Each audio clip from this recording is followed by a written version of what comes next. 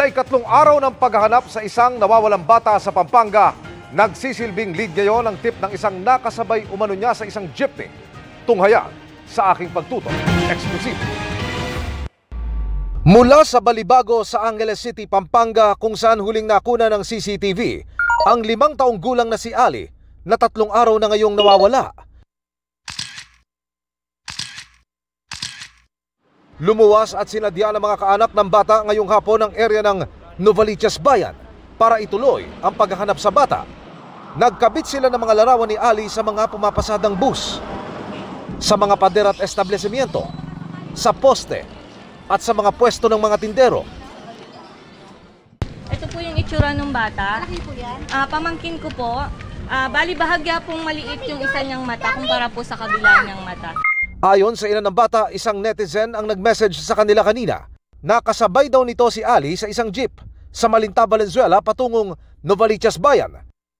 Napanood daw ng netizen ang kaso ng pagkawala ng bata at kasama raw ni Ali kanina ang lalaking nakunan din ng CCTV noong linggo nang ito'y mawala. Kukunan niya sana ng picture kaso nagising yung lalaking may dala sa kanya. Natakot yung bata.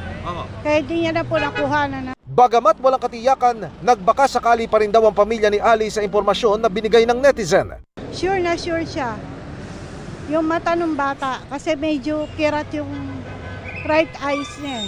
Bukod doon sa mata, meron ho bang actuation o yung mga kilos? Ano sinabi po ng bata na picture, gumanong po siya. Okay. Ganun ba yung anak nyo? Ugali po niya yon. Sinamahan namin ang mga kaanak ni Ali para mag-report sa Station 4 ng QCPD.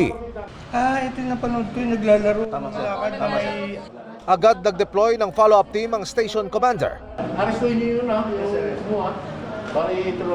Agad daw silang magbibigay ng feedback. Although mahirap hanapin dahil yung tipster ay wala, nag-order kagad daw sa follow-up natin na hanapin, baka andyan pa sa area. Sa lahat po ng nakakita sa bata, mangyari po mag-report dito sa amin para mabigyan natin ng action kagad at makuha yung bata.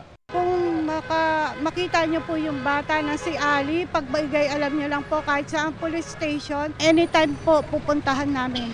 Para sa GMA Integrated News, Emil Sumangil, nakatutok, 24 oras.